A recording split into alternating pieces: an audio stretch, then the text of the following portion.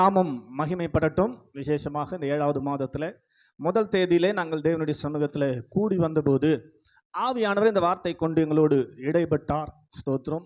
சபைக்கு சொல்லும்படி சொன்னார். அதை குறித்து தான் நாம் அதிகமாக தியானிக்கும்படியாக சிந்திக்கும்படியாக இருக்கிறோம். மிக மிக மிக முக்கியமான செய்தி. தயவுசெய்து கவனமாய் கேட்க வேண்டிய செய்தி.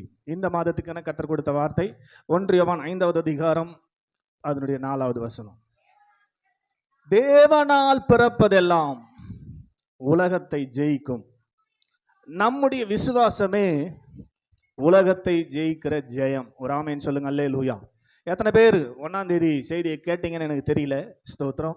நாம் வாழ்ந்து கொண்டிருக்கிற வாழ்க்கை, நாம் ஓடிக்கொண்டிருக்கிற ஓட்டம் எங்க போய் முடிய போகுது? நீங்க தான் சொல்லணும். நீங்க ஓடிக்கொண்டிருக்கிறீர்கள். இந்த ஓட்டத்தின் முடிவை எங்கே முடிக்க ஓடிக்கொண்டிருக்கிறீர்கள்?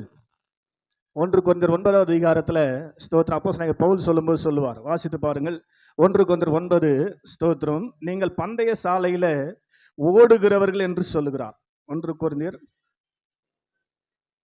மேல பந்தய சாலையில் ஓடுகிற எல்லாரும் ஓடுவார்கள், ஆகிலும் ஒருவனே பந்தய பொருளை பெறுவான் என்று அறியீர்களா? நீங்கள் பெற்றுக்கொள்ளத்தக்கதாக. ஆமென் சொல்லுங்க. அல்லேலூயா சொல்லுங்க. அல்லேலூயா. ஓடிக்கொண்டிருக்கிறீர்கள். எதுக்காக ஓடிக்கொண்டிருக்கிறீர்கள்? பந்தய சாலையில் எதுக்காக ஓடுவார்கள்? ரன்னிங் ரேஸ் ஏன் ஓடுறாங்க? வேலை இல்லையா? கொழுப்பு குறைக்கிறதுக்கா? சுகர் குறைக்கிறதுக்கா? பந்தய சாலையில் ஓட்டப்பந்தய அந்த கோர்ஸில் ஏன் ஓடுறாங்க? சுகர் குறையவா? பத்மாமா ஆமேன். எதுக்கு ஓடுறாங்க? வெற்றி பெற, பந்தய பொருளை பெறுவதற்காக ஓடுகிறார்கள். பந்தய சாலையில் ஓடுகிற எல்லாரும் ஓடுவார்கள். ஆனால் ஒரே ஒருத்தன் மாத்திரம்தான் பிரைஸ் வாங்குவான். அல்லே சொல்லுங்க. அல்லேலூயா. இப்ப நீங்க எல்லாரும் ஓடிக்கொண்டிருக்கிறீர்கள்.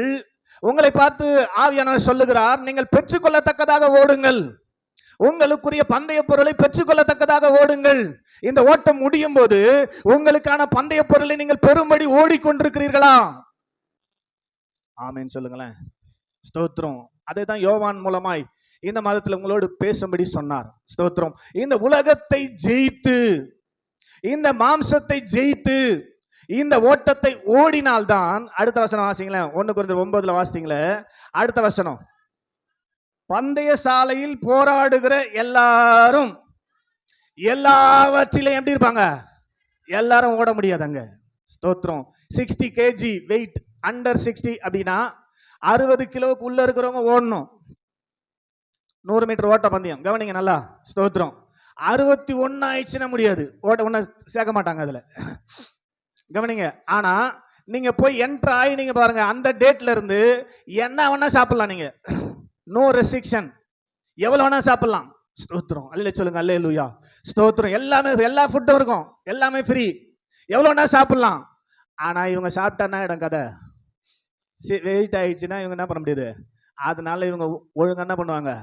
எல்லாம் இருந்தாலும் லிமிட்டா தான். ஸ்தோத்திரம். இச்சை அடக்கத்தோடு ஓடுவார்கள், இருப்பார்கள். அப்பதான் என்ன பண்ண முடியும்? பந்தயத்தில் ஓடவே முடியும். ஓடினா தான் ஜெயிக்க முடியும். அப்ப நாம் ஓடிக்கொண்டிருக்கிற அந்த ஓட்டம் சக்சஸ்ஃபுல்லா முடியணும். முதல்ல அந்த ஓட்டத்தில் நம்ம இடம் பெற வேண்டுமானால் எல்லாவற்றிலேயும் நம்ம எப்படி இருக்கணுமா? நீங்க இருக்கிறீங்களா? உலகத்தை ஜெயிக்கும்படி ஓடிக்கொண்டிருக்கிறீர்களா? அல்லது உலகம் உங்களை ஜெயித்து கொண்டிருக்கிறதா? எபேசியருக்கு எழுதும்போது 6வது அதிகாரம் 12வது வசனத்துல ஸ்தோத்திரம். எபேசியர் 6:12 மாம்சத்தோடும் இரத்தத்தோடும் மட்டுமல்ல, துரைத்தனங்களோடும் அதிகாரங்களோடும் இப்பிரபஞ்சத்தின் அந்தகார லோகாதிபதிகளோடும் வானமண்டலங்களிலே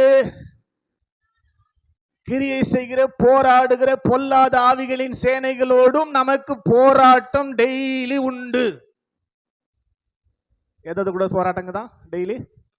மாம்சத்தோடு ரொம்ப முக்கியமானது. மாம்சனா யாரு? யாரு? உங்க பொஞ்சேதிகளோடு போராட்டமா? மாம்சனா பொஞ்சேதி. அடுத்தது ரத்தத்தோடு. ரத்தம் என்னது? பிள்ளைங்களோடு. ஆமென்.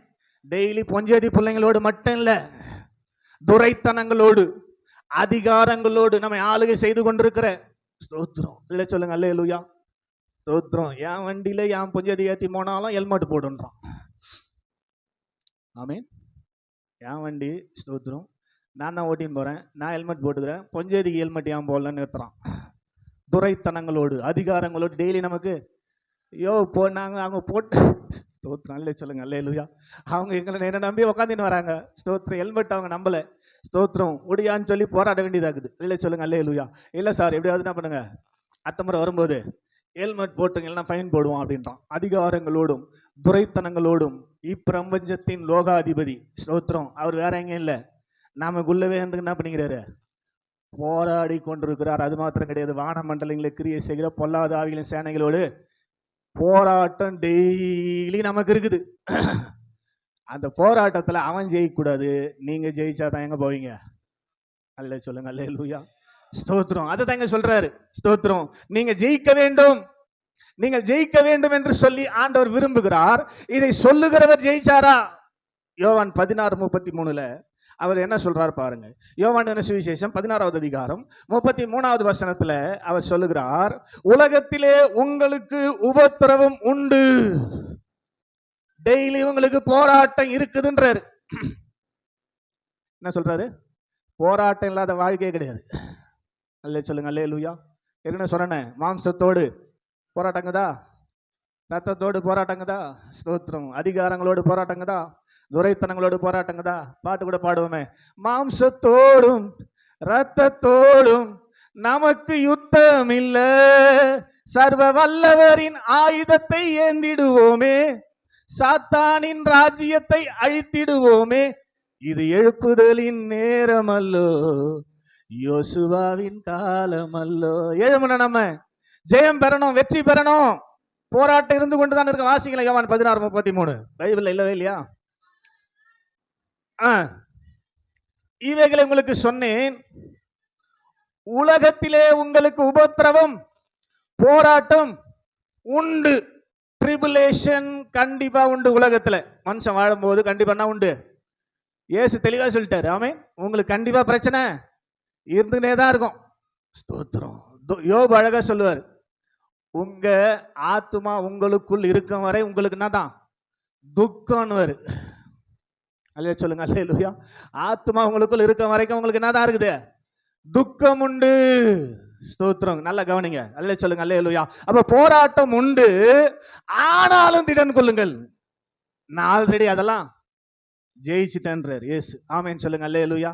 அப்படிதான் வசனம் முடியுது. வாசிங்க, உலகத்திலே உங்களுக்கு உபத்திரவம், ஆனாலும் திடன் கொள்ளுங்கள், நான் ஜெயிச்சிட்டேன்பா.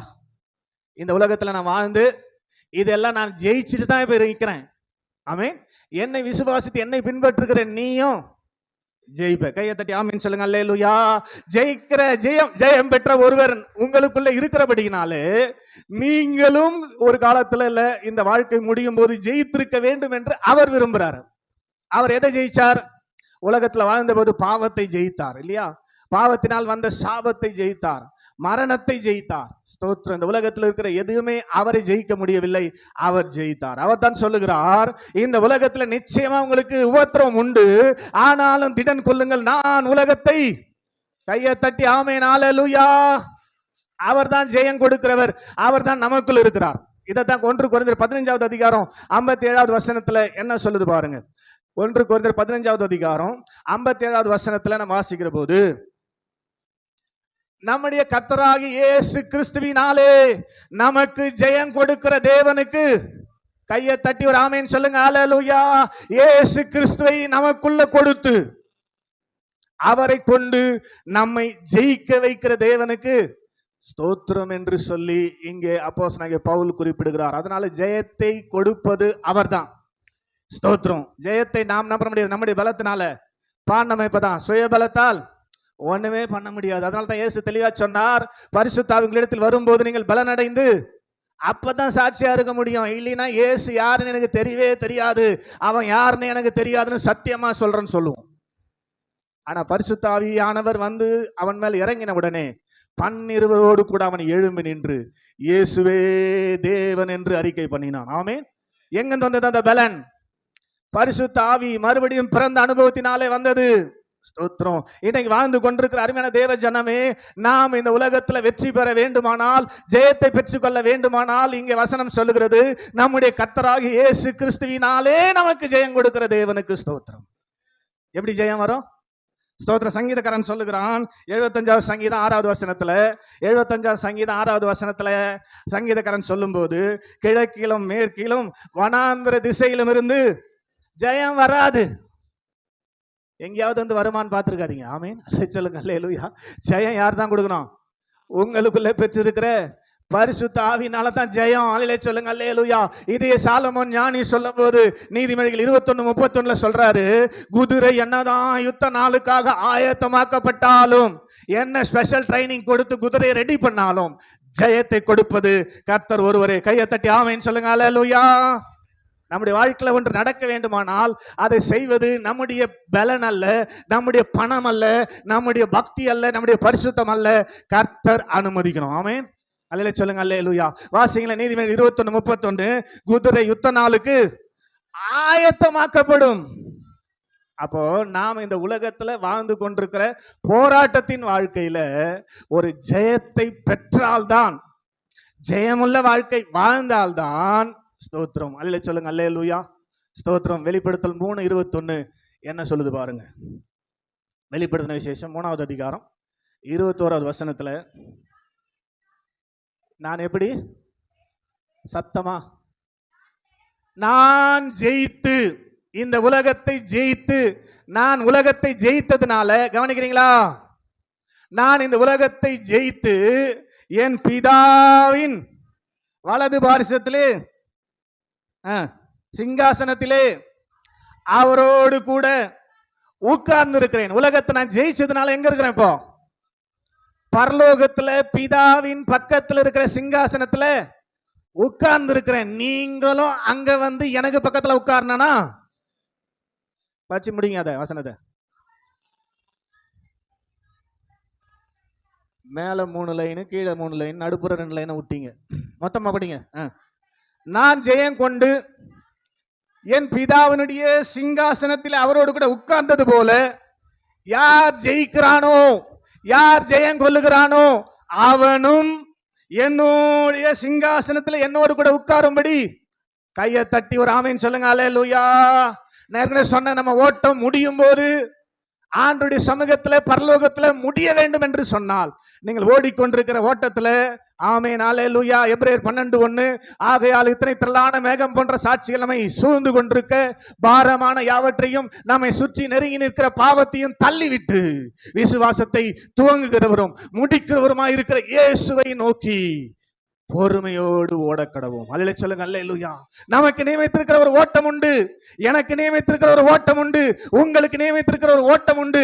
அந்த ட்ராக் மாறக்கூடாது. ஓட்டம் பந்தயம் ஓடும் போது உங்களுக்கு நான் ஒரு ட்ராக் போட்டிருப்பாங்க. அல்லேலூயா சொல்லுங்க. அல்லேலூயா. கரெக்டா அந்த ட்ராக்ல ஓடணும். பக்கத்து ட்ராக்ல கால் போச்சுன்னா நீங்க ஃபவுல், அவுட், தொடர்ந்து ஓட முடியாது. ஸ்தோத்திரம். பக்கத்துல இருக்கிற காரியங்கள் நமக்கு தேவையே. ஒவ்வொருத்தருக்கும் ஒரு ட்ராக் உண்டு, ஒரு நோக்கம் உண்டு, ஒரு பாதை உண்டு. அதையே மனதில் வைத்து நாம் ஓடி முடிக்கணுங்க. முடியும் போது எங்க முடிக்கணும்? பாதாளத்துல போய் விழுந்துடக்கூடாது. ஸ்தோத்திரம். எங்க போய் முடிக்கணும் சொல்லுங்க. எத்தனை பேருக்கு ஆசை என்னுடைய ஓட்டம் பரலோகத்துல முடியணும்னு? அப்பனா ஒவ்வொரு நாளும் நீங்க என்ன பண்ணணும்? ஜெயிக்கணும்.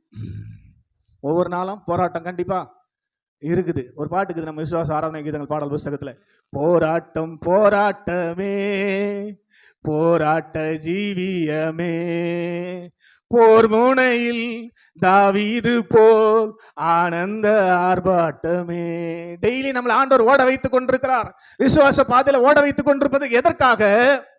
நம்முடைய கர்த்தராகிய இயேசு கிறிஸ்துவினாலே நமக்கு ஜெயம் கொடுக்கும்படியாக தான். கையை தட்டி ஆமென் சொல்லுங்க. அல்லேலூயா.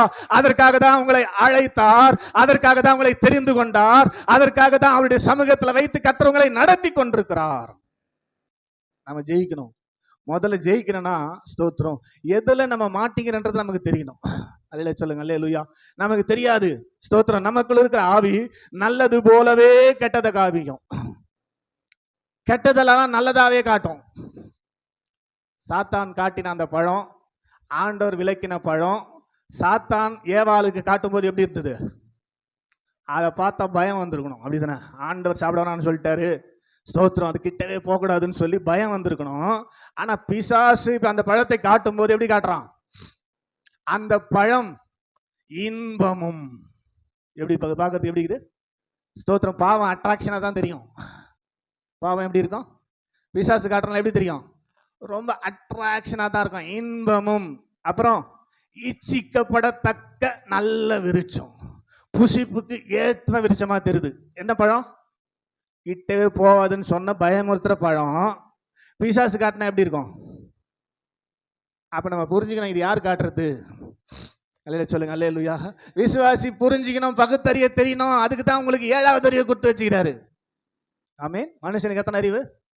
6வது அறிவு. ஆனா விசுவாசிகளுக்கு 7வது அறிவு, பரிசுத்தரின் அறிவு. ஆமென்.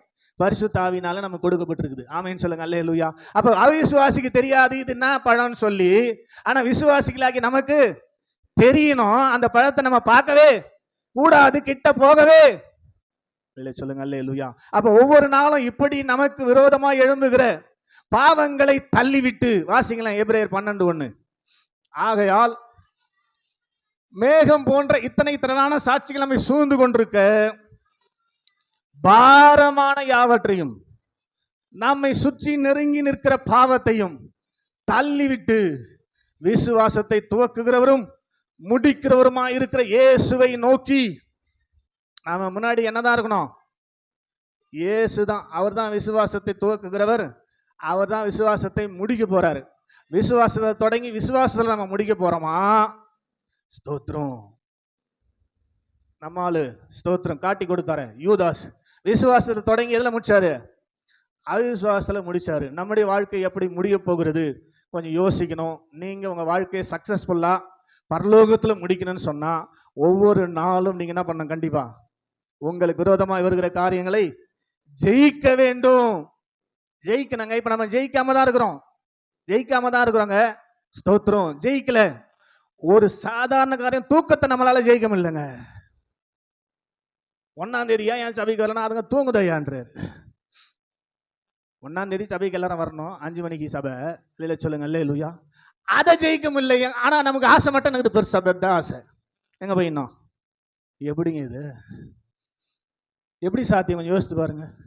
5 மணிக்கு எழுந்து ஆண்டவரை வந்து முதலாவது தேவனுடைய ராஜ்யத்தை தேடினாரு, அதை செய்யாமலேயே இன்னைக்கு வந்து உட்கார்ந்துக்கின்னு ஆண்டவரே என்னை ஆசீர்வதி ஆசீர்வதின்னு சொன்னா எப்படி ஆசீர்வதிப்பாரு? எப்படி உங்களை கொண்டு போய் பரலோகத்துல சேர்ப்பாருன்னு கொஞ்சம் யோசிங்க. Simple matter, simple matter. தூக்கத்தை என்ன பண்ண முடியல உங்களால? 40 நாள் உங்களுக்கு ட்ரைனிங் கொடுத்து, கரெக்டா இனிமேல் நீங்க 5 மணிக்கு எழுந்து ஆகணும்னு சொல்லி உங்களை ட்ரைனிங் கொடுத்து, எத்தனை பேர் போன புதன்கிழமை 5 மணிக்கெல்லாம் எழுந்தீங்க? ஸ்தோத்திரம். டெய்லி 5 மணிக்கெல்லாம் எழுந்துக்கிறோங்க எத்தனை பேர்? ஸ்தோத்திரம். இல்லாதவங்கெல்லாம் ரொம்ப கஷ்டம். பரலோகத்தை கனவு தாங்கன்ட்டு போகணும். இல்லை, உண்மையாக தான் சொல்கிறேன். ஸ்தோத்திரம். இதில் நம்மள மாற்றம் வரல, ஜெயிக்க முடியல தூக்கத்தை. ஸ்தோத்திரம். பேதுரு தூக்கத்தை ஜெயிக்க முடியல. என்னாச்சு? என்னாச்சுங்க? தூங்கினே இருந்தார். என்னாச்சு? ஆண்டவர் யாருன்னு எனக்கு சரிவே தெரியாது சத்தியமான்ட்டு ஓட்டான். அப்போ நம்ம தூங்கி இருந்தால் நம்மளாம் என்ன தான் பண்ணுவோம்? சொல்லுங்களேன். அப்போ பரலோக கனவை விட்டுருந்தோன்னா ஸ்தோத்திரம். அதனால புரிந்து கொள்ளுங்கள். முதலாவது பாருங்க, சிம்பிள் மேட்ரு, உங்களுக்கே தெரியாது. ஸ்தோத்திரம். ஒரு நாள் தானே தூங்குவோம், ஒரு நாள் தானே தூங்குவோம், ஒரு நாள் தானே தூங்குவோம், நாளைக்கே வந்து ஜெபம் பண்ணலாம், நாளைக்கே வந்து ஜெபம் பண்ணலான்னு இப்படியே ஏப்ரல் மாதத்துலேருந்து நாள் தான் போய் நிற்குது. ஒரு நாள் எழுந்து 5 மணிக்கு ஜெபம் பண்ண மாதிரி தெரியல. இல்லை சொல்லுங்க, அல்லேலூயா. ஸ்தோத்திரம். இதெல்லாம் மாறாத காரியம். இதுதான் ஸ்தோத்திரம். இங்கிலீஷ்ல ஸ்தோத்திரம் அதாவது அனிச்சை செயல்னு சொல்லுவாங்க. ஸ்தோத்திரம். இன்வாலன்ட்ரி ஆக்ஷன் சொல்லுவாங்க. இங்கிலீஷ்ல இன்வாலன்ட்ரி ஆக்ஷன், அனிச்சை செயல்னு சொல்லுவாங்க. ஸ்தோத்திரம். அது நம்முடைய ஆத்மாவில் நல்லா பழகி போயிருக்குது அனிச்சை செயல். நீங்க நல்லா புரிஞ்சுக்கணுன்றதுக்காக இந்த எல்கேஜி லெவல்ல இருக்கிற புஸ்தகத்துல ஒரு கதையை பார்த்தேன், அனிச்சை செயலை புரிய வைக்கிறதுக்காக. என்ன அப்படின்னா, ஒரு வீட்டில் ஒரு நாய் வளர்க்குறாங்க. அந்த நாய்க்கு பிஸ்கெட் கொடுக்கணும்னா பெல்ல டிங் டிங்னு தட்டிட்டு பிஸ்கெட் கொடுப்பாங்க. அல்ல சொல்லுங்க, அல்லேலூயா. பிஸ்கெட் கொடுக்கணும்னா என்ன பண்ணுவாங்க? பெல்ல டிங் டிங் தட்டுவாங்க. உடனே நாய் வந்தோடனே பிஸ்கெட் கொடுப்பாங்க. இப்படியே பழகிச்சு. இப்போ பெல்ல தட்டின உடனே நாய்க்கு என்ன ஞாபகம் வரும்? அல்ல சொல்லுங்க, அல்லேலூயா. வாயிலேருந்து ஜொல்லு ஊற்ற ஆரம்பிச்சிடும். அந்த சுரப்பிலாம் சுரக்க ஆரம்பிச்சிடும். என்ன கொடுக்க போகிறாங்கப்பா? பிஸ்கெட். இதுதான் அனிச்ச செயல். அல்ல சொல்லுங்க அல்லேலூயா. அந்த ஒரு செயல் நடக்கும்போது டக்குன்னு ஆத்துமா என்ன ஆயிடுது, ரெடி ஆயிடுங்க. இது வந்து 1/3 செகண்ட்ல ரெடி ஆகுமா. நம்ம பிரெயின் பயங்கர ஃபாஸ்ட். இல்ல சொல்லுங்க அல்லேலூயா. உதாரணத்துக்கு ஒரு வீட்டுக்காரர் மனைவியை பேசினா எதிர்த்து பேசாம அந்த அம்மாவில் இருக்க முடியாது. Involuntary action. கோபமா நீங்க பேசுனீங்கன்னா, நல்லா பேசினாலாம் இல்ல, கோபமா ஒரு வார்த்தை சொன்னீங்கன்னா உடனே எவ்வளவு நேரத்துல, இல்லைங்க நாங்கெல்லாம் அப்படி பேசுறதே இல்லை அப்படின்னா it will be take another direction. Glass டமால் உடையும். பேசாத இருக்கிறவங்க வீட்டில் நடக்குது தானே. அதில் சொல்லுங்க அல்லேலூயா. Involuntary action. அதுலேயே ஆத்மா பழகி போயுது. அப்படியே பழகி பழகி பழகி போயிருக்கிறதுனால தான் ஸ்தோத்திரம் 7:30 மணிக்கு சபைக்கு போகணுன்ற எண்ணம், 1ஆம் தேதி சபைக்கு போறன்ற எண்ணம் ஆத்மாவுக்கு தெரியல. 8:05 வந்து 8:10 வந்து அது பழகிட்டு இருக்குது. ஸ்தோத்திரம். புரியுதா? இன்வாலண்டரி ஆக்ஷன் ஒர்க் பண்ணினுக்குது. சொல்லுங்க அல்லேலூயா. எல்லாருக்குள்ளேயும் ஸ்தோத்திரம். காலைல கூட ஸ்தோத்திரம் நான் வந்துருக்கும் போது 6:30 மணிக்கு ஸ்தோத்திரம் ஒருத்தன் வேகமா முறிக்குன்னு என்ன முட்டுற மாதிரி வரான். இல்லை சொல்லுங்க அல்லேலூயா. டக்கு நான் பிரேக் போட்டு நின்றுட்டு ஹெல்மெட்டை தூக்கிட்டு அவள் தான் கொன்றும் அப்படின்னு. சொல்லுங்க அல்லேலூயா. ஸ்தோத்திரம். Involuntary action. அல்லே சொல்லுங்க அல்லேலூயா. ஸ்தோத்திரம். அவன் உடனே பிரேக் அடிச்சுட்டு அவன் கண்ணாடி தூக்கிட்டு என்ன அப்படின்னா ஸ்தோத்திரம். அல்லே சொல்லுங்க அல்லேலூயா. Involuntary action. அவனால சொல்லாம இருக்க முடியாது. அல்லே சொல்லுங்க அல்லேலூயா. உடனே நான் சிரிச்சினே ஃப்ரெண்டுன்னு பார்த்தோம்பா போப்பா அப்படின்ட்டு. அல்லே சொல்லுங்க அல்லேலூயா. இல்லைன்னா காலையிலே அங்கே தகராறாக இருக்கும். அல்லே சொல்லுங்க அல்லேலூயா. இன்வாலண்டரி ஆக்ஷன் அப்படியே ஃப்ராக்ஷன் ஆஃப் செகண்ட்ல என்ன ஆயிடும், அது ஆட்டோமேட்டிக்கா செயல்பட்டு கொண்டிருக்கிறது. இதை நீங்கள் அழிக்க வேண்டும் என்று சொன்னேன். ஒவ்வொரு நாள் என்ன பண்ண, இந்த ஆக்ஷனை அழித்திருக்க வேண்டும். நம்மளால என்ன பண்ண முடியல, அழிக்கவே முடியலங்க. ஸ்தோத்திரம். வேதம் அழகா சொல்லுது கலாத்தியர்ல, கிறிஸ்துவின் உடையவர்கள் தங்கள் ஆசை இச்சைகளை சொல்லுங்க அல்லேலூயா. Simple matter. ஆசையா இருக்கக்கூடாது, இச்சையா இருக்கக்கூடாது. அவங்க தான் யாரு, கிறிஸ்துவை சுமக்கிறவர்கள். ஆமே. நம்மளால கோல்ஸ் போடாம இருக்கும் இல்லை. அந்த அம்மா வெளியில கருப்பு கயிறு கட்டிங்குது, நம்ம இன்னும் கோல்ஸ் போட்டு சுத்திக்கிறோம். அவங்களுக்கு நமக்கும் என்ன வித்தியாசமே தெரியல. ஸ்தோத்திரம். புரியுதா இல்லையா உங்களுக்கு? இன்னைக்கு திருவிருந்து எல்லாருக்கும் மகளிர் தினத்தன்னைக்கு ஸ்கார்ப் கொடுத்து இதை தான் கட்டின்னு வரணும். வெள்ளையை போடுறதுக்கு உங்க மனசாட்சியே உங்களுக்கு ஒத்துக்க மாட்டேங்குது. வெள்ளை எல்லாரும் போட்ட முடியாதுங்க. ஸ்தோத்திரம். வெள்ளை எல்லாரும் சாதாரண போட முடியாது. வெள்ளையை போட்டாவே என்ன பண்ணோம், ரொம்ப அடக்க ஒடுக்கமா பயபக்தியா இருக்கணும். இல்லைன்னா அது என்ன ஆயிடும், ஸ்டெயின் ஆயிடும், கரையாயிடும், துவைக்கிறது கஷ்டம். அல்லே சொல்லுங்க அல்லேலூயா. அதனால தான் திருவிருந்தன்னைக்கு என்ன போடுன்றோம். திருவிருந்தன்னைக்கு மாத்திரம் கிடையாது, நம்முடைய நண்பர்கள் சபை இருக்குது டிபிஎம்ல, டெய்லி சர்ச்சுக்கு போகும்போது மாத்திரம் கிடையாதுங்க. வீட்டில் போய் அவங்கள பாருங்க, சும்மா வீட்டில் இருக்கும்போது கூட என்ன போட்டிருப்பாங்க. என்ன அர்த்தம் அப்பனா, நான் ரொம்ப எப்படி வாழணும், பயபக்தியா அடக்கம் ஒடுக்கமா வாழணும். அங்கங்க போய் என்ன பண்ணக்கூடாது, மாட்டிக்கூடாதுன்றதுக்காக. ஸ்தோத்திரம். எல்லாம் ஞானசனம் எடுத்தவங்க தானே, திருவந்து தானே வந்துக்கிறீங்க. ஏன் ஒயிட் ட்ரெஸ் போடல, ஏன்னா நீங்க அதை ஏத்துக்க மாட்டீங்க. ஸ்தோத்திரம். நாங்க எப்படி வாழறோமோ அப்படிதான் என்ன பண்ணுவோம். ஸ்தோத்திரம். ஒயிட் அண்ட் ஒயிட் போட்டு அடக்கமா வாழ்வீங்க, ஒயிட் அண்ட் ஒயிட் போடலினா நாங்க அப்படிதான் வாழறோம், அப்படிதான் திருவந்துக்கு வருவோம்னு வந்துக்கிறீங்க. ஸ்தோத்திரம். நீங்க புரிஞ்சுக்கங்க, இதெல்லாம் இன்வாலண்டரி ஆக்ஷன். புரிஞ்சுக்கணும். அல்லேலூயா. சொல்லுங்க அல்லேலூயா.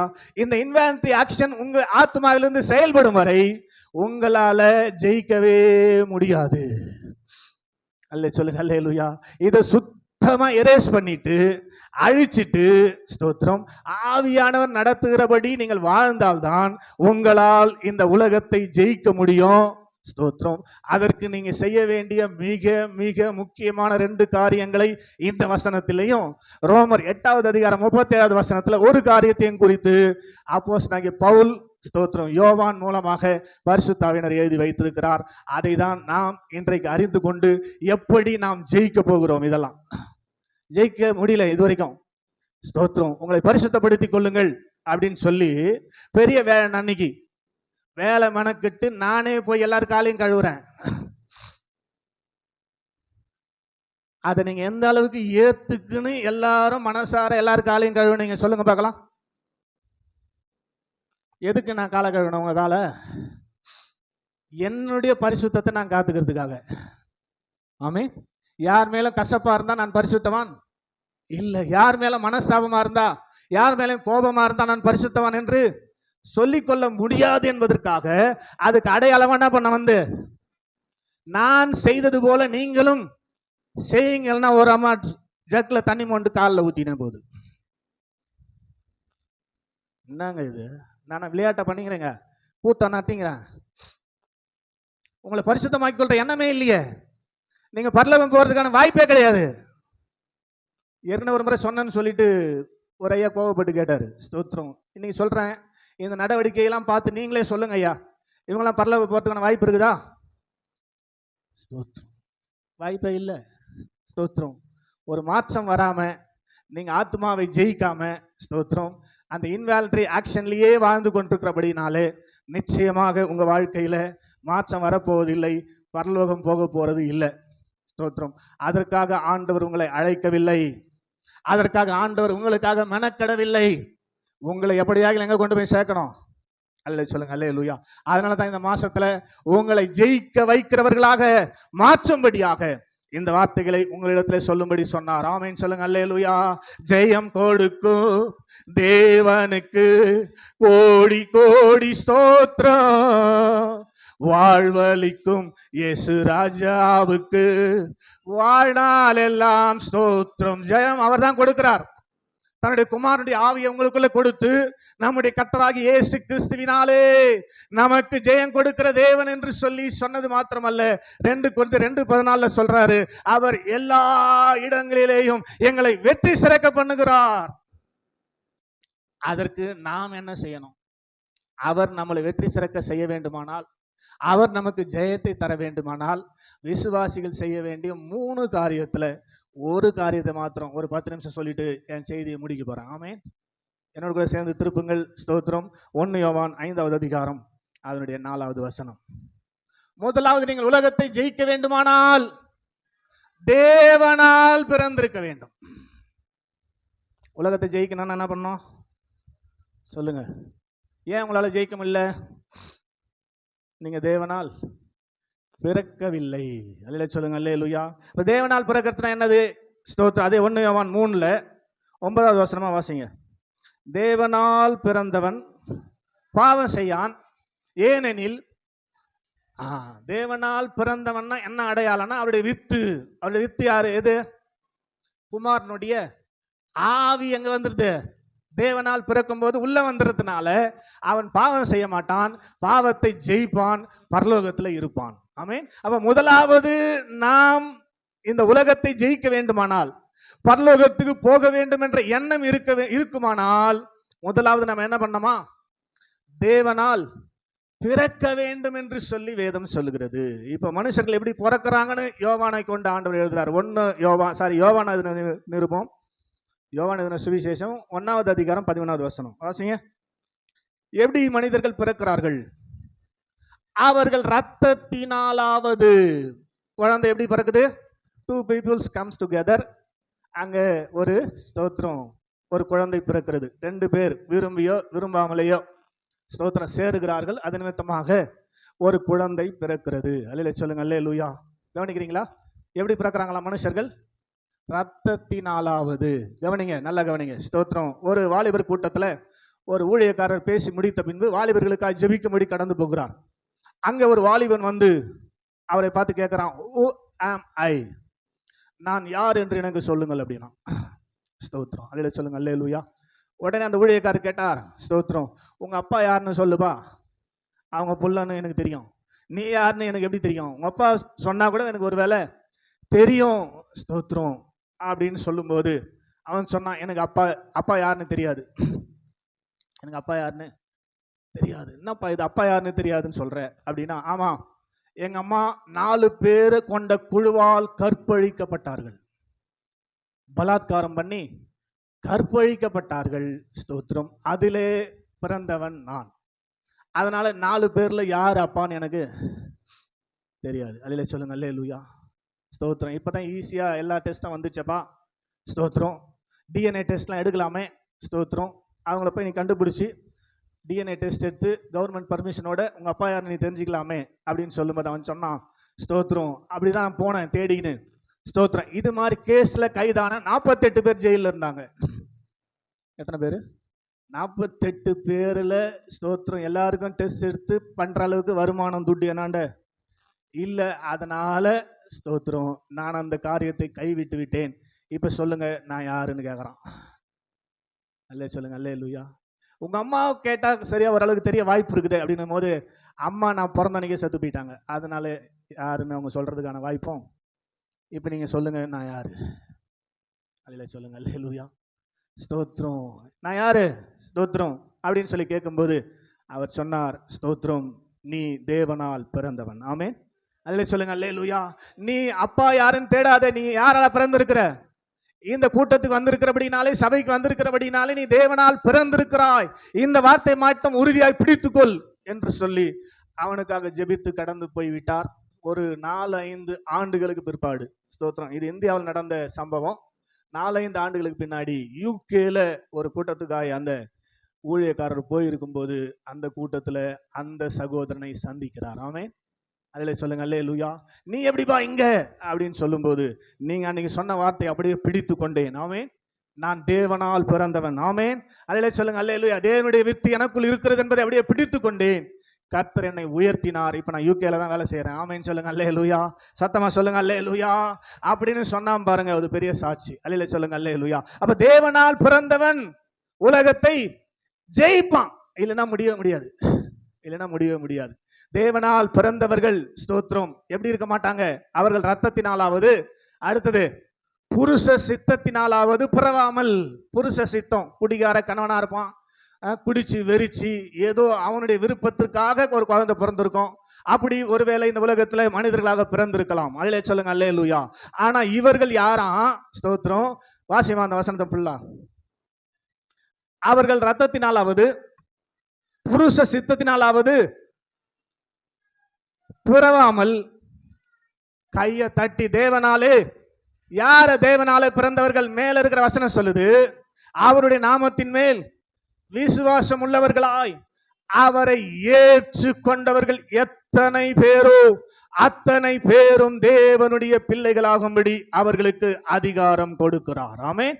அவருடைய நாமத்தின் மேல் விசுவாசம் உள்ளவர்களாய் அவர்களை ஏற்றுக்கொண்டவர்கள் தான் தேவனால் பிறந்தவர்கள். அல்லே சொல்லுங்க. அல்லேலூயா. அவரை ஏற்றுக்கொண்டு ஸ்தோத்திரம், எனக்காக என் ஆண்டவர் பலியானார், என்னுடைய பாவத்துக்காக என் ஆண்டவர் தண்டிக்கப்பட்டார் என்று சொல்லி விசுவாசித்து ஆண்டவர் மேல விசுவாசம் வைத்து தங்கள் வாழ்க்கையை ஆண்டவருக்கு ஒப்பு கொடுத்து அவரை ஏற்றுக்கொண்டவர்கள், அவங்களுக்கு தான் பேரு மறுபடியும் பிறந்தவர்கள். அல்லே சொல்லுங்க. அல்லேலூயா. இன்னைக்கு நம்ம சபையில 3 பேர் மறுபடியும் பிறந்திருக்கிறார்கள். ஆமென். அவங்களுக்குள்ள கிறிஸ்துவும் பிறந்திருக்கிறார் இன்னிலிருந்து. ஆமென் சொல்லுங்க. அல்லேலூயா. ஸ்தோத்திரம். அவங்க தான் தேவனால் பிறந்தவர்கள். அது மூலமாய் ஞானஸ்நானம், ஸ்தோத்திரம், ஜலத்தினாலும் ஆவியினாலும் மறுபடியும் பிறந்தவர்கள் ஜலத்தினாலும் ஆவியினாலும் பிறக்க வேண்டும் என்று சொல்லி ஸ்தோத்திரம் அவர்கள் அர்ப்பணிக்கப்பட்டு ஸ்தோத்திரம் ஜலத்தினாலே பிறந்த போது ஆவியும் உள்ளே பிறந்து விட்டது. இப்போ அவங்களுக்குள்ள புது சிருஷ்டியின் ஆவி வந்திருக்குது. ஆமென் சொல்லுங்க. அல்லேலூயா. இந்த உத்வேகத்தோடு இந்த காரியத்தோடு ஓடும்போது ஸ்தோத்திரம் நம்மால கண்டிப்பாக உலகத்தை ஜெயிக்க முடியும். எகிப்துல இஸ்ரவேல் ஜனங்கள் அடிமைப்பட்டிருந்தாங்க. இதை மாத்திரம் சொல்லி நான் முடிக்கிறேன். அவர்களை மீட்டு கொண்டு வரும்படியாக மோசே கர்த்தர் அனுப்பினார். காரணம் என்ன தெரியுமா? அடிமைத்தனத்தினால் முறையிட்டு கொண்டிருந்தார்கள் என்று 2வது அதிகாரத்தில் போட்டுக்குது யாத்திராகமத்தில். தேவ ஜனங்கள் அடிமைப்பட்டு பாவத்திற்கும் சாபத்துக்கும் அடிமைப்பட்டு முறையிட்டு கொண்டிருந்தார்கள். ஆண்டவரால பொறுத்துக்கவே இல்லை. ஐயோ என் பிள்ளை இப்படி வேதனைப்பட்டு கொண்டிருக்கிறதேன்னு சொல்லி மோசே அனுப்பி அவர்கள் அங்கிருந்து நடத்தி கொண்டு வந்தார். அல்லேலூயா சொல்லுங்க. அல்லேலூயா. இப்போ 1 கொரிந்தியர் 10:2 வாசிப்போம். 1 கொரிந்தியர் 10வது அதிகாரம் 2வது வசனத்துல நடத்தி கொண்டு வரும்போது ஒரு கண்டிஷன், நீங்க தொடர்ந்து மோசேயை பின்பற்றினால் அவர் உன்னை கொண்டு போய் எங்க சேர்ப்பாரு? கானானிலே சேர்ப்பார். அல்லேலூயா சொல்லுங்க. அல்லேலூயா. அதனால தொடர்ந்து நான் மோசேயை பின்பற்றி மோசேக்கு உள்ளாக வாழ்வேன், மோசே சொல்லுகிறபடி வாழ்வேன் என்று உடன்பட்டால் இந்த செங்கடல் மூலமாய் ஞானஸ்நானம் பெற்று வெளியே வா. இதெல்லாம் முடியாதுன்னா என்ன பண்ண? அப்படியே எகிப்துக்கு ஓடிடுன்னு சொன்னாரு. எல்லாரும் 6,00,000 பேரும் சம்மதித்து எகிப்துக்கு போக மனசு இல்லாமல் அங்க பட்ட உபத்திரவம், அங்க பட்ட வேதனை நினைத்து என்ன பண்றாங்க? எல்லாருமே செங்கடலை கடந்து வெளியே வந்தாங்க. அல்லே சொல்லுங்க, அல்லேலூயா. 1 கொரிந்தியர் 10:2. எல்லாரும் மோசேக்கு உள்ளாக மோசேக்குள்ளாக நடத்தப்படும்படிக்கு மேகத்தினாலும் சமுத்திரத்தினாலும் ஞானஸ்நானம் பண்ணப்பட்டார்கள். நீங்களும் ஞானஸ்நானம் எடுத்தது அப்படிதான். இது வரைக்கும் நான் பாவ அடிமைத்தனத்தில் இருந்தேன், எகிப்துல இருந்தேன். இனி எகிப்து எனக்கு வேணாம். இனி நான் எங்க வரணும்? கிறிஸ்து இயேசுவுக்குள்ளாக. வாசிங்க ரோமர் 6:3.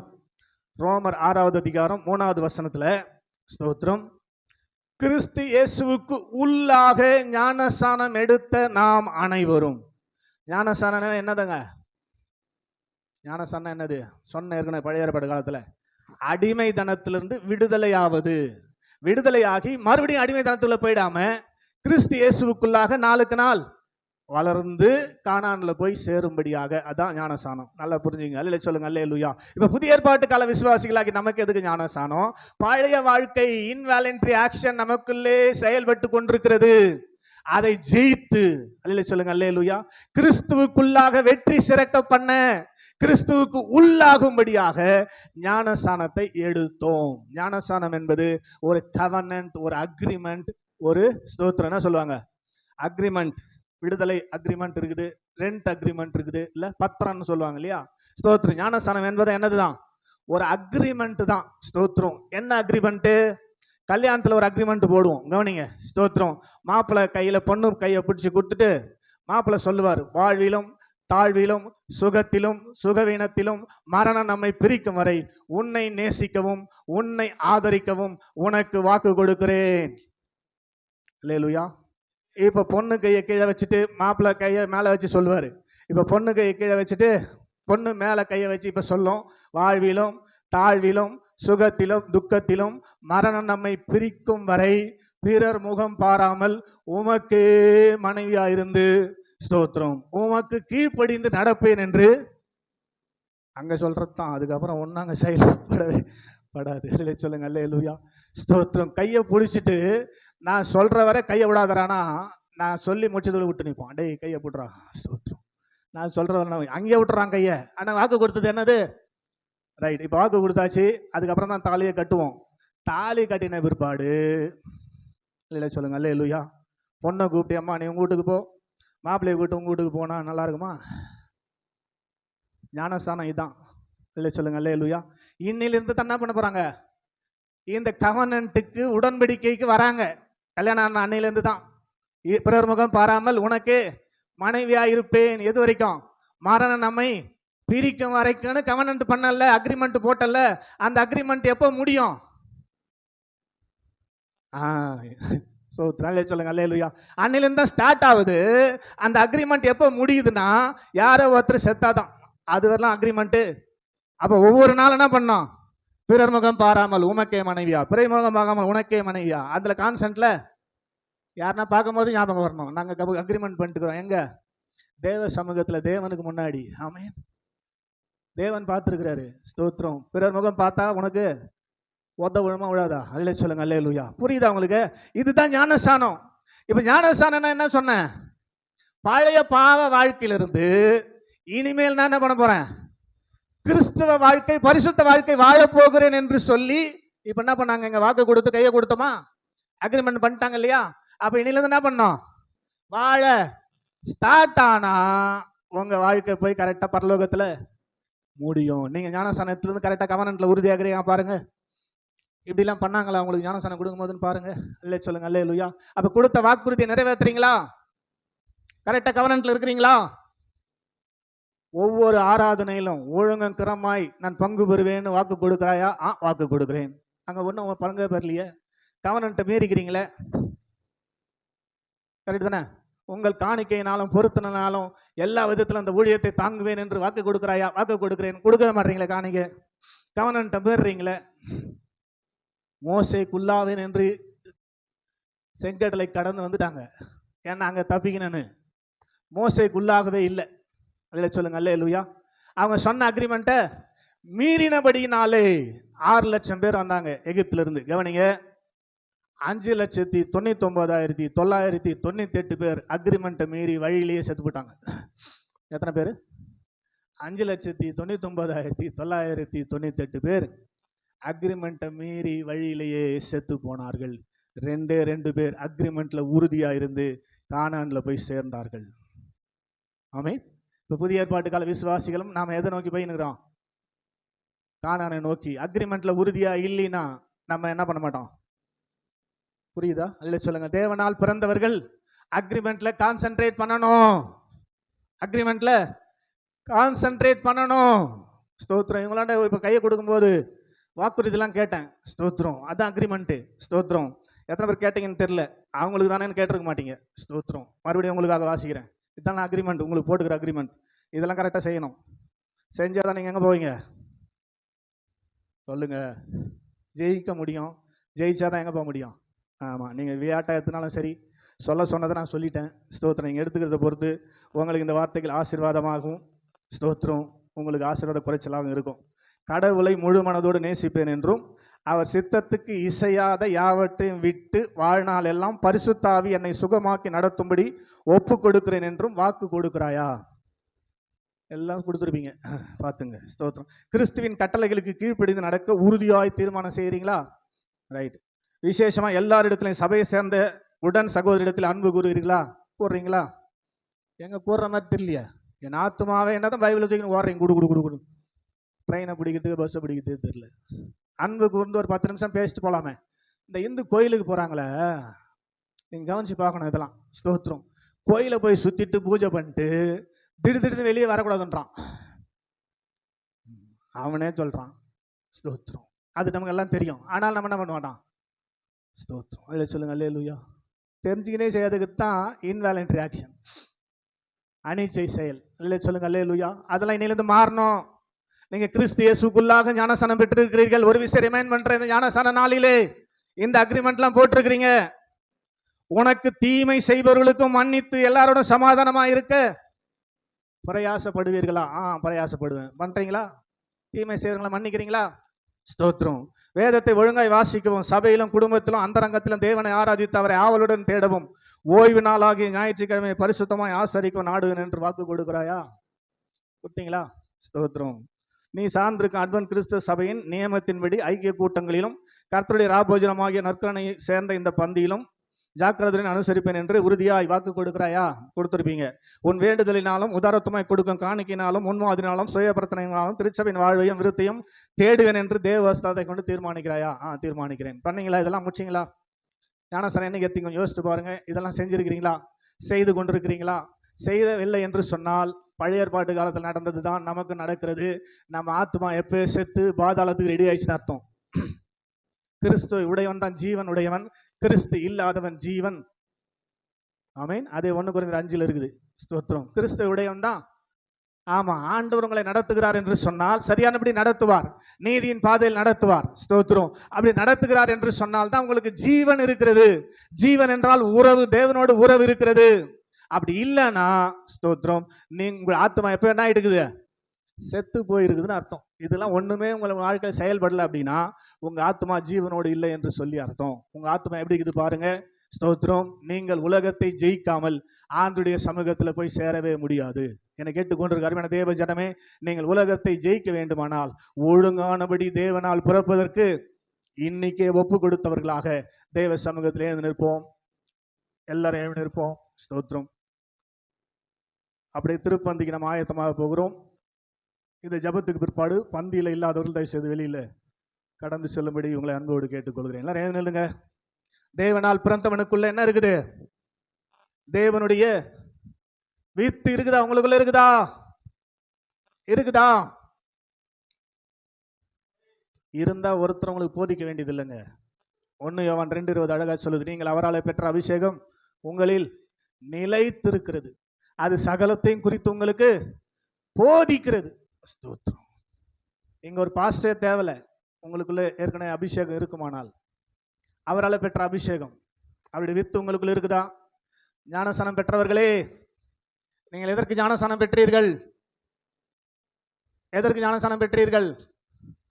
பாவ வாழ்க்கையிலிருந்து விடுதலையாகி கிறிஸ்து இயேசுவுக்கு உள்ளாக ஞானஸ்நானம் பெற்றவர்கள் நாம் எல்லாரும் அப்படின்னு சொல்லி ரோமர் 6:3 சொல்லுது. மோசேக்கு உள்ளாவேன் என்று சொல்லி செங்கடலை கடந்து ஞானஸ்நானம் பெற்ற பழைய ஏற்பாட்டு பக்தர்கள் 6,00,000 பேரில் 5,99,998 பேர் உடன்படிக்கையை மீறி அக்ரிமெண்ட்டை உடைச்சி அவர்கள் வழியிலேயே மரித்து போனார்கள், கானான்ல போய் சேரவில்லை. பிரியமானவர்களே, நீங்களும் கடந்து போய் கொண்டிருப்பது பரம கானானை நோக்கிய பிரயாணத்திலே. இந்த பிரயாணத்திலே நீங்கள் செய்து கொண்ட உடன்படிக்கையில அக்ரிமெண்ட்ல உறுதியா இருக்கிறீங்களா? அக்ரிமெண்ட்ல உறுதியா இருக்கிறீங்களா? அல்லது பழைய இன்வாலண்டரி ஆக்ஷன் தான் உங்களுக்குள்ள செயல்பட்டு கொண்டிருக்கிறதா? எவ்வளவு சொன்னாலும் கீழ்ப்படிய முடியாமல் இருக்கிறதா? கொஞ்சம் யோசித்து பார்த்து ஒப்பு கொடுங்க. ஆண்டவரே ஸ்தோத்திரம், நீங்கள் அவரால் பெற்ற அபிஷேகம் உங்களில் ஸ்தோத்திரம் இருக்குதா?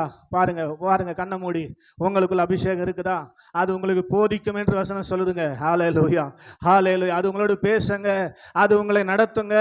அவர் உங்களுக்கு போதித்தபடியே, ஸ்தோத்திரம், அவர் உங்களுக்கு போதித்தபடியே அவரில், ஸ்தோத்திரம். வாசியமா அந்த வசனம் 1 யோவான் 2வது அதிகாரம் 20வது வசனம். யாராவது ஒருத்தர் வாசிங்க, சீக்கிரம் சீக்கிரம். ஸ்தோத்திரம். மறுபடியும் பிறக்கிற ஒவ்வொருவருக்குள்ளும் அவருடைய அபிஷேகம் இருக்குது. ஸ்தோத்திரம். நீங்கள் அவராலே பெற்ற, நீங்கள் பரிசுத்தராலே அபிஷேகம் பெற்று சகலத்தையும் அறிந்திருக்கிறீர்கள்.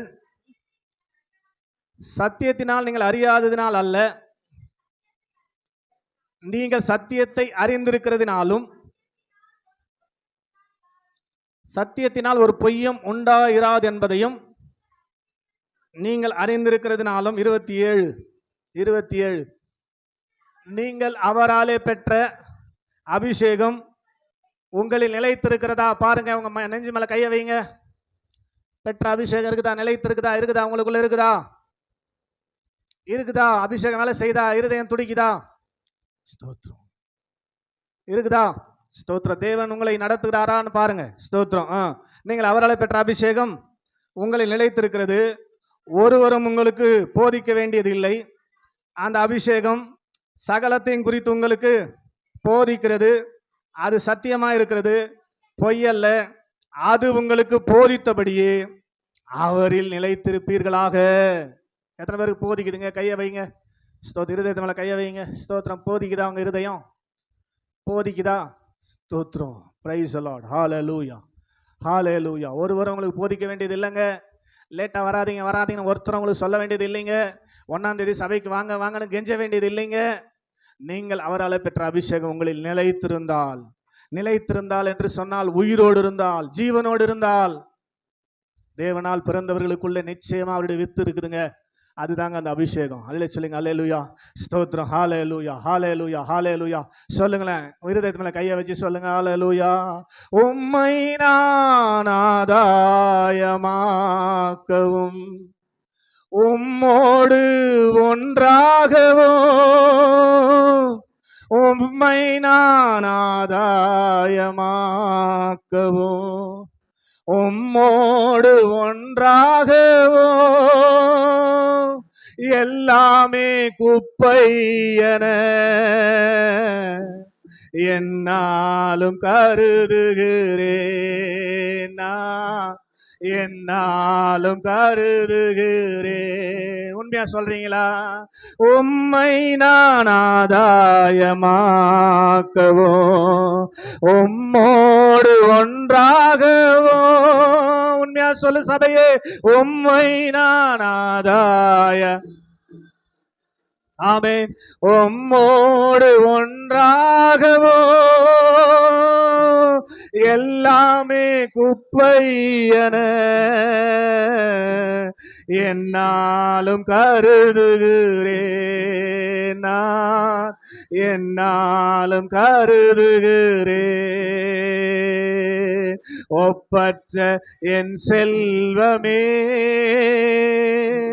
ஓ எந்தன் இயேசுநாதா,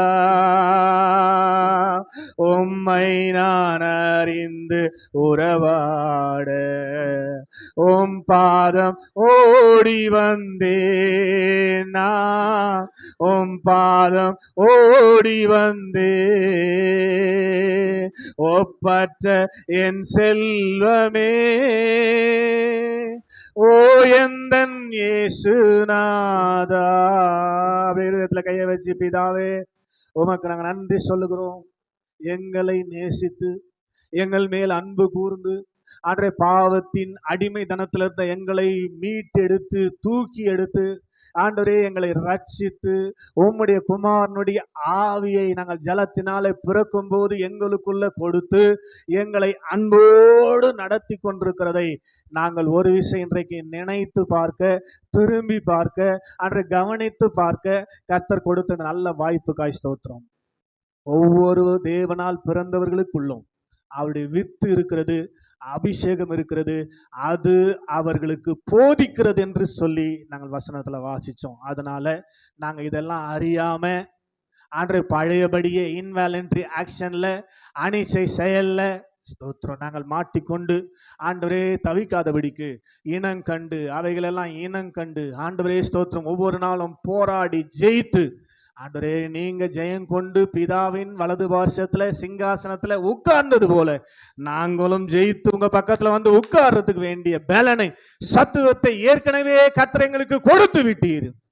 அதை நாங்கள் அறியாதபடி அறிந்து கொள்ள முடியாதபடிக்கு சத்துரு எங்களை ஆண்டவரே ஸ்தோத்திரம் நல்லா ட்ரெயின் பண்ணி ஆண்டவரை டியூன் பண்ணி ஸ்தோத்திரம் உண்மை நாங்கள் அறிந்து கொள்ளவே கூடாது, உடைய நடத்துதலை புரிந்து கொள்ளவே கூடாது என்று சொல்லி எங்களை வழிநடத்தி கொண்டிருக்கிறான். ஆண்டவரை இன்னைக்கு நாங்கள் புரிந்து கொண்டோம். நாங்கள் செய்கிற ஒவ்வொரு செயலும் ஆண்டவரே ஸ்தோத்திரம் எங்க வாழ்க்கையில ஜெயத்தை கொண்டு வர வேண்டியதாய் இருக்கிறமே தவிர மற்ற எந்த காரியத்தை நாங்கள் செய்யக்கூடாது.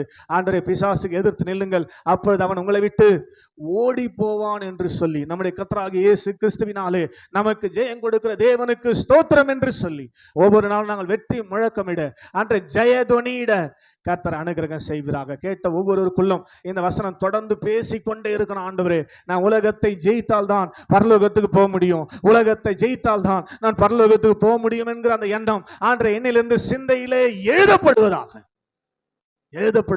எந்த செயல் செய்யும் போதும் ஆண்டே இது ஜெயிக்க வேண்டிய செயலா, ஆண்டே நான் அடிமைப்பட வேண்டிய செயலா என்பதை புரிந்து வாழ எங்கள் ஒவ்வொருவருக்கும் கர்த்தர் அனுகிரகம் செய்வீராக. அப்பிரயோஜனமற்ற ஊழியக்காரன் என் கடமை செய்தேன், இதனால் வரும் துதி கனம் மகிமை புகழ்ச்சி யாவும் உமக்கே செலுத்துகிறேன். எங்கள் ஆண்டவர், எங்கள் இரட்சகர், எங்கள் மேய்ப்பர், எங்கள் கண்காணி, எங்கள் பரிகாரி இயேசு ராஜாவின் நாமத்தில் தாழ்மையோடு ஜெபிக்கிறேன். ஜெபங்கேளும் எங்கள் ஜீவனுள்ள நல்ல பிதாவே. Amen. Yeah.